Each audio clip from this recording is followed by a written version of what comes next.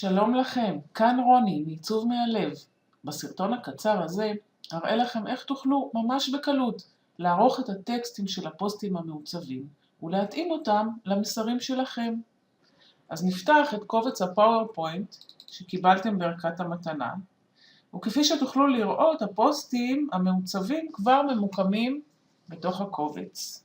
עכשיו אתם יכולים להכניס כאן, כמובן להקליד במקום הטקסט הזה את הטקסט שלכם. אתם יכולים לשנות את הפונט, את כל פונט אחר שיש לכם במערכת. אתם יכולים להגדיל אותו ולשנות לו את הצבע. אתם יכולים כמובן להזיז אותו, למקם אותו במקום שאתם רוצים. אתם יכולים ליישר אותו על המרכז, לעשות אותו בולד, עבה יותר, ליישר אותו לשמאל. אפשר גם פה להזיז איך שרוצים. אפשר לעשות חלק מהטקסט שיהיה גדול ובולד, שחלק יהיה יותר קטן, ליצור איזושהי היררכיה. אפשר להוסיף גם קוביית צבע שעליה יש את הטקסט ולעצב אותה, לשחק עם העיצוב שלה, פה בעיצוב אובייקט, מילוי צורה, אפשר לשנות את הצבע שלה, אפשר להוסיף קו חיצוני, אפשר לתת לה כל מיני אפקטים של צל. שחקו עם זה, תראו מה נראה לכם הכי טוב. אפשר גם לעבוד על הטקסט ולתת לו אפקטים שונים וצבעים שונים. את כל זה אנחנו נעשה פה בעיצוב אובייקט, שיש כאן כמה צורות של טקסטים שכבר מוכנות. אפשר לראות שזה משנה את הטקסט שנבחר או את כולו.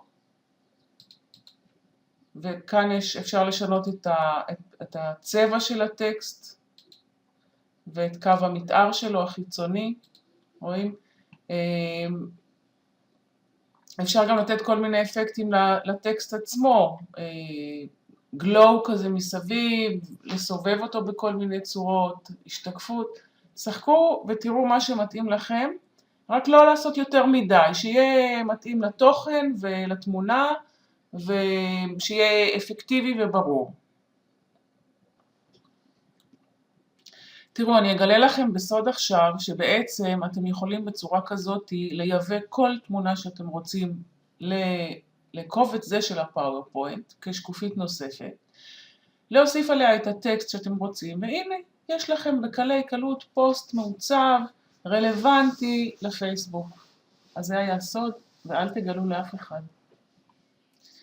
עכשיו צריך לשמור את השקופיות האלה כקובץ של תמונה, שהפורמטים המתאימים זה JPG או PNG, שזה אפילו יותר טוב, ואנחנו עושים את זה בצורה כזאת שנלך לקובץ, שמור בשם. נבחר את המקום שאנחנו רוצים לשמור את הקבצים, ופה הסוג של הקובץ שנשמור, נלך כאן ל-PNG, אוקיי? ושמור. כל השקופיות אנחנו רוצים שישמור, אוקיי.